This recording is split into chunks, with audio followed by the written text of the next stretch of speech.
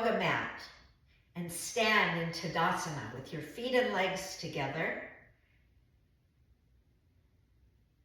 Lift the fronts of the thighs. Draw the outer hips together.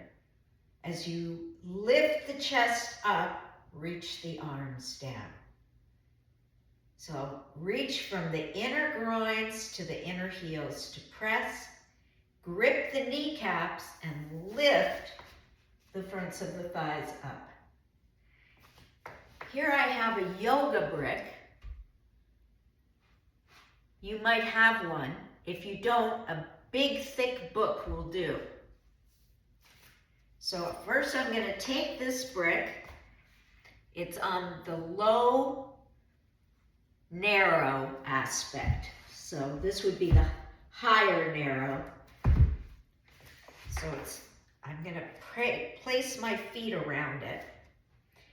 And I'm going to press my ankles into the brick. Reach my arms down by my side.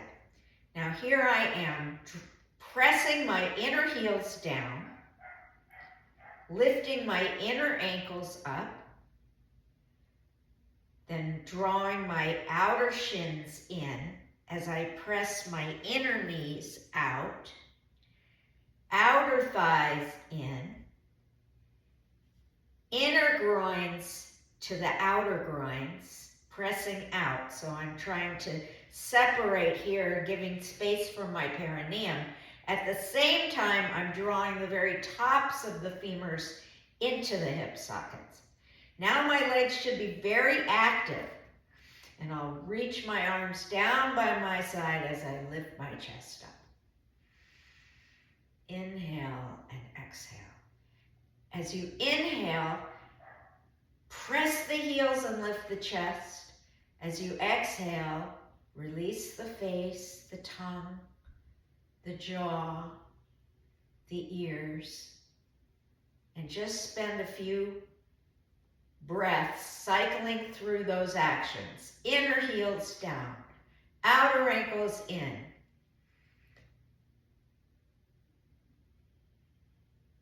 Inner ankles up, outer thighs, mid-thigh in, inner groin out, outer femurs in. Lift the chest and reach the arms down by your side. Okay, that's Tadasana with the brick. The next pose we'll do is Ardha, which means half, Uttanasana, which means intense stretch, at the wall. This is that L-shaped pose. So let me see, I think you need to see my wall.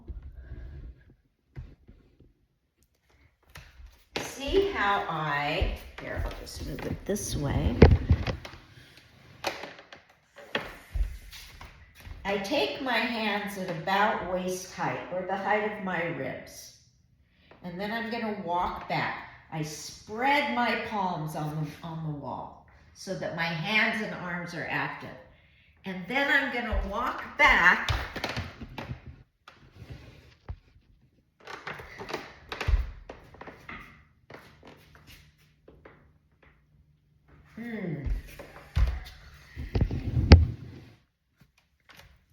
I'm walking back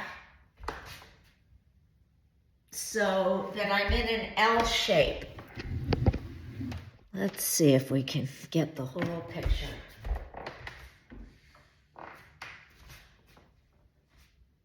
Now I'm completely in an L shape. My back isn't, or my shoulders aren't coming up. I'm lengthening through my torso. So the sides of my torso are long. My feet are hip width apart. My thighs, I don't want them rocking forward or my knees bending. I'm going to grip my kneecaps, lift my thighs, press my arms into the wall as I pull the sides of my hips back. And my thighs push back from the front to the back. And this opens the backs of the knees. It's very good for the hamstrings. And I draw my abdomen up to lengthen my lower back. Spread the toes on the floor. So you'll see that when you activate the feet and the ankles, the rest of the legs activate. And then again, you're gonna cycle through all the actions and intensify the actions on the inhalation. On the exhalation, you try to let go of anything that doesn't have to work. But still you're holding on to the pose. My shoulder blades are moving down my back toward my tailbone. My armpits are opening.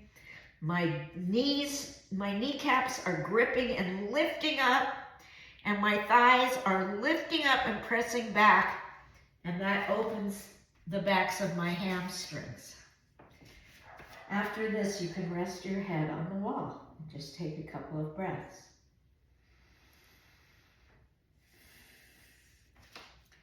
The next pose, you will need a belt, or it can be a bathrobe belt, it can be a yoga belt or an athletic belt.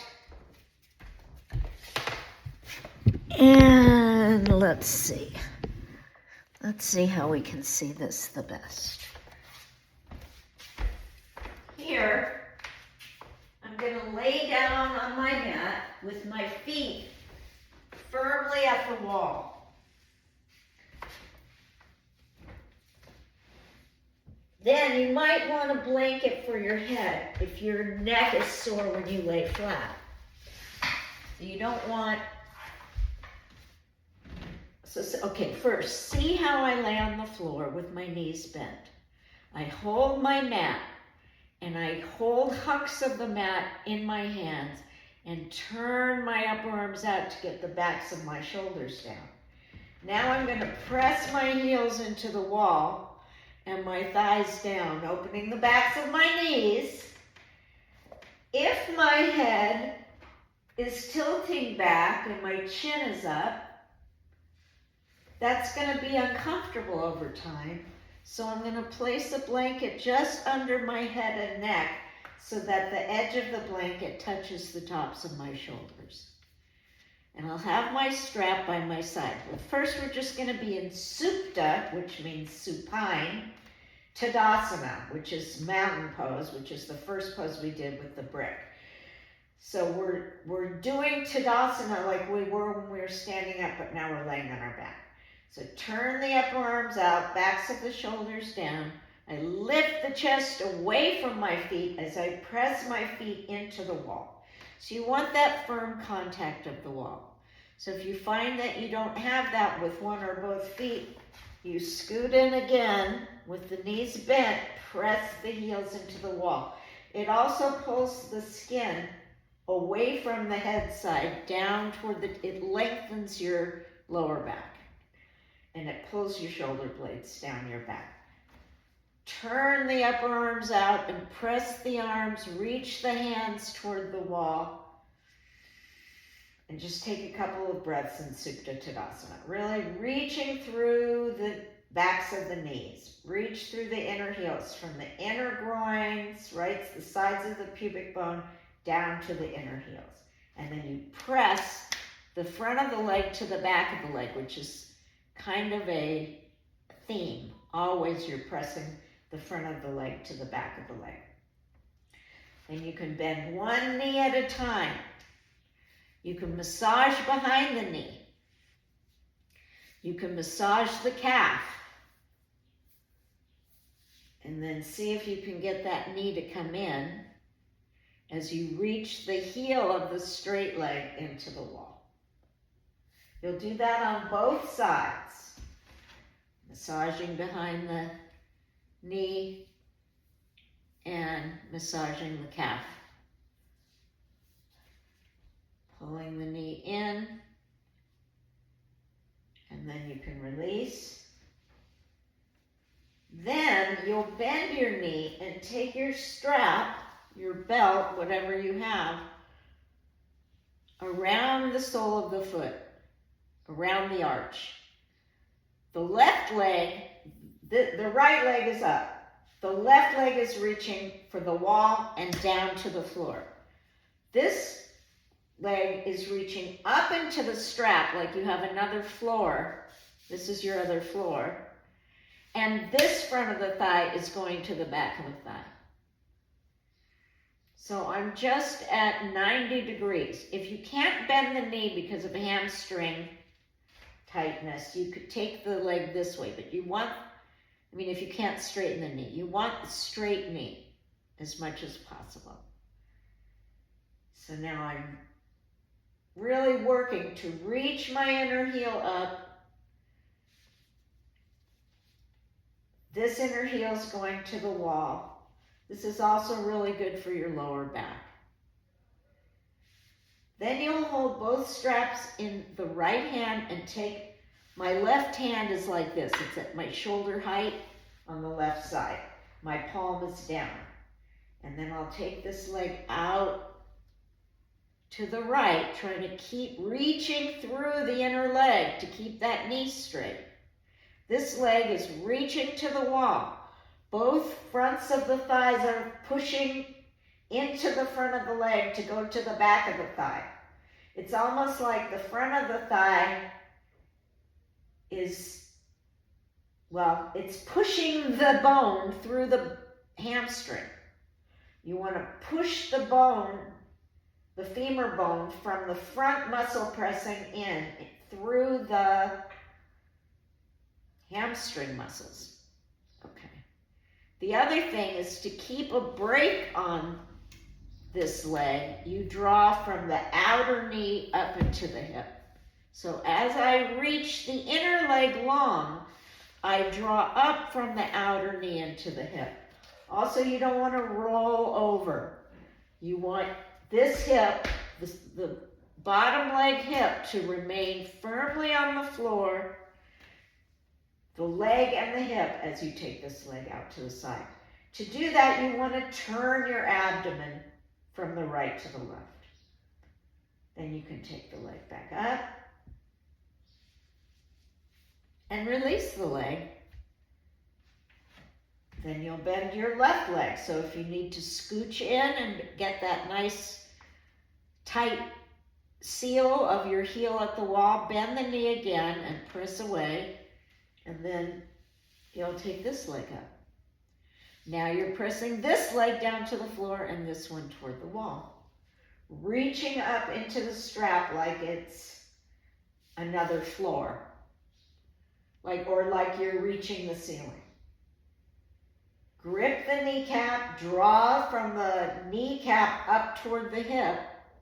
Same on this leg. Grip the kneecap and pull this muscle up as you reach the inner legs toward the heel. Then you will hold the strap, take this arm out to the side, keeping this hip firmly on the floor by turning the abdomen toward the right. You'll take your leg to the left.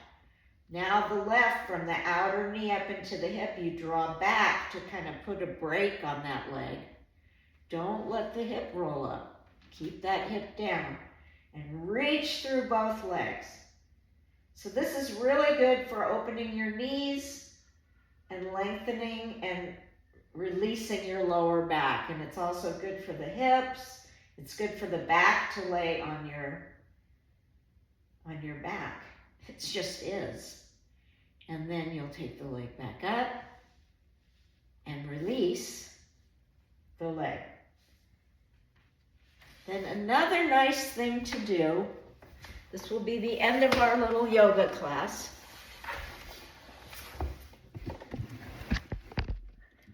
is to lay right by the wall. So I'm going to scooch right into my wall, and I'm going to turn myself around and slide my legs up the wall. Now I have these wonderful ropes and I can scoot all the way in. Also, I'll need my blanket there for my head.